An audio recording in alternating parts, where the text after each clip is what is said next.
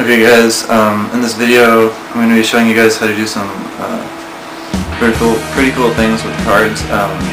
First of all, how to do a card spring, like such. And then second of all, I'm going to show you how to spin cards in the air, like so, and hopefully catch them again. And that's it. Okay guys, springing cards. I had another explanation but it didn't have words on it, so here goes my second try. There's two different parts of springing cards. First of all, there's the grip with this hand and springing the cards, and then there's the catch with your right hand, and that's probably, or actually it could be your left hand, it depends what hand you use to do this, but nevertheless it's catching with the other hand. And both parts are equally as difficult, but with practice it should be fairly easy to perform. I'm using bicycle cards because they're really flexible, and these cards have been worked for a while now, so they're really flexible. Okay, now to get on with the actual explanation.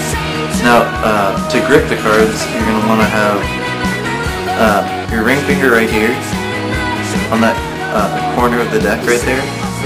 Then you're going to have your middle finger right on top. I straddle the corner.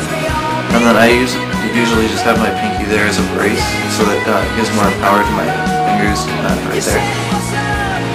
Then my index finger I just set towards the top. It doesn't really do anything, just kind of sits there. And then your thumb is going to be the main part of doing this. Your thumb is what pulls in when you squeeze, and then to release the cards, you're going to want to pry your thumb backwards, like so. Okay, so we got the grip, just like so. You're going to want to bend the cards and pry your thumb back.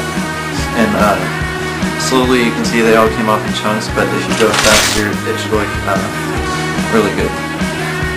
Now, the catch. You're going to want to spread out your hand as much as possible because you'll have a bigger target to aim at with your left hand.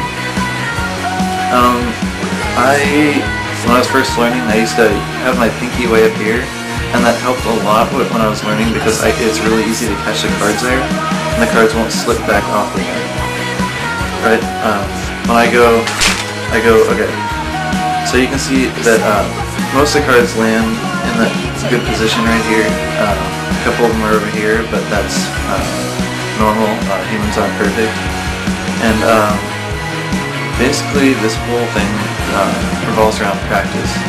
If you practice enough, you will be able to do it. It's not, you don't need big hands or anything like that. You just need to practice. Alright, quick recap. Grabbing the cards like so. Straddle the corner, index doesn't do anything. Thumb goes here, you're going to bend and then pry your thumb backwards like that, which is going to release the cards in little segments, like so. Oh, one more thing I forgot to mention. Okay, you spread your hands like that, and then just start off close to your hands because you'll get a feeling of where the cards are going, and you can kind of aim as you pull away and then come back towards your hand. If you start out here, see, I even have trouble with that because I don't know where the cards are going to go, and it's extremely difficult. So yeah, good luck, have fun, and practice, guys. Okay guys, I'm going to try to film this from this sort of a view. Now, this is how I shoot cards off the bottom of the deck using one hand. Now, I hold the deck like so, with my pinky on the bottom, right here, index on top, and then ring and middle fingers on the side. So I can hold this deck really easily. It's really comfortable. Now, my thumb is going to go as far back as possible towards this edge, and what I'm going to do is I'm going to be digging in with my thumb, and then shooting off like so. Okay, so my thumb is going from here to just flicking out, and because, if you can see, it kind of makes a circular path if you look on the video, And basically what this does is when you're making that circular path right here, the cards are in the way and the cards are flat, so your thumb would have to go under the deck and back up in order to complete the move